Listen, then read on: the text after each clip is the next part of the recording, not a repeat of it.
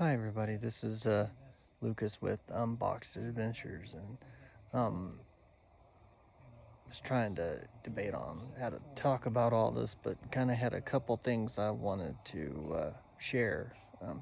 We spent today with my dad, John Baker here. He came out here to camp with us and do some traveling with us for about a week and a half, and today we spent some time in the Petrified Forest, and I've been wanting to visit this for a place for a long time. I've heard it's kind of one of the unsung heroes of the national parks. It's not exactly big; it's smaller.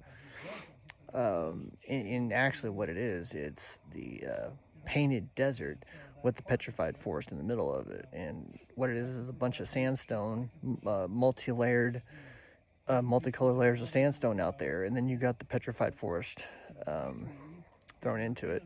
Very unique, very neat to go see. We did do a little hiking trail to go see it all. And honestly, while you're hiking on the trail, if you take a look at everything, once you see one picture, after that, it's pretty well, once you've seen one, you've seen everything. But it was still unique. But as you all know, I'm a Christian, and I study the Bible, and I believe it very heavily. And one of the things about the Petrified Forest, I was trying to figure out exactly where, how it was formed, how it came to be, because, how do you find a petrified forest down in the middle of the desert? And basically what it is that back in school, everybody heard of Pangea, which was basically it was one continent one time. There were no separate continents. There were not. And at one point, the continents split. And you can see evidence of this out there in the Petrified Forest, but history shows at some point that the continents did split. They really did. But from a biblical perspective, which is where I want to come from, all this did not happen millions or billions of years ago. In fact, the earth is not millions or even billions of years old. It's 5,000 years, maybe 6,000 years, but not five, but definitely 5,000 years old. In the book of Genesis, back shortly after the flood happened, there's a verse in Genesis that basically said the world split. And there was a guy that was actually named after the world split, and that's where all the different continents came from. Now, obviously, this is going to be hard to believe for those of you that don't believe the Bible, but that's where it came from. And that explains all the petrified wood. So, anyway, while I've been out here, I've been connecting the dots, and I've been, praying and asking a lot of different questions about all this stuff, because some of it didn't make sense. But, after you see that, and after you see the picture, which I'll put a picture in here of what I'm talking about for those of you that don't understand it, but that's basically what it was, is that at one time the world was one massive continent, and then after the flood happened, the world split. That's where all the continents formed. It split, and that you can prove that biblically. Now, the other interesting thing, that I want to talk a little bit about here is that I heard a story, about a guy. He wanted to prove the Exodus. He wanted to prove that the Exodus the book of Exodus happened, and he was able to do that. But my point to this story is that whenever he proved it, many archaeologists that study the Bible want to believe, keyword want, they want to believe that Ramesses II was the king of Egypt at that time, because his name is mentioned. But this guy that did some research on it basically came back, and he went back to the story of Joseph, and he had to go to a specific spot. And if you want to know the whole story and how to look this up, revelationmedia.com basically talks about this story. Or I mean, if you want the link, I can tell you what it is.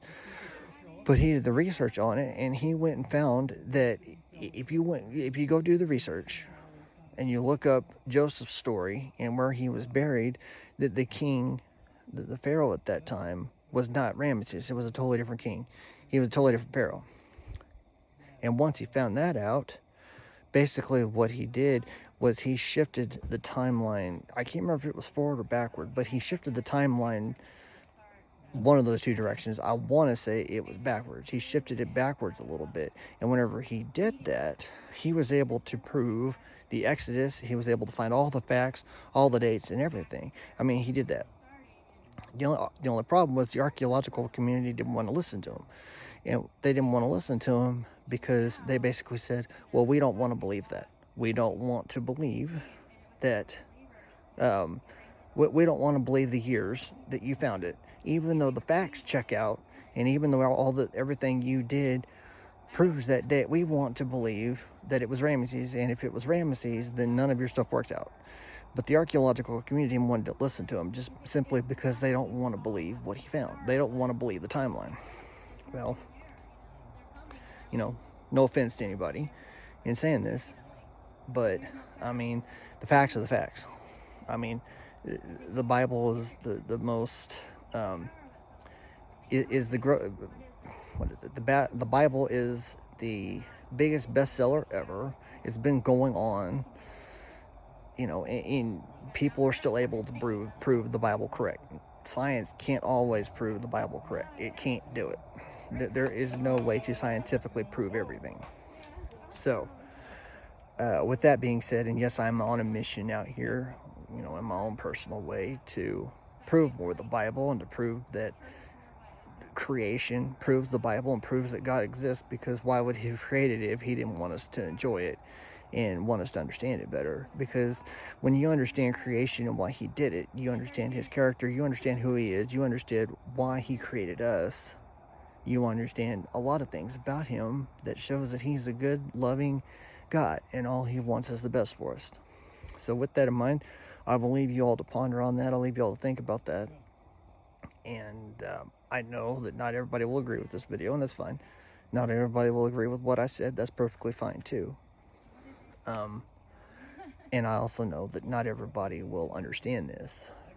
But at the same time, I know God's real. I have no doubt in my mind about that.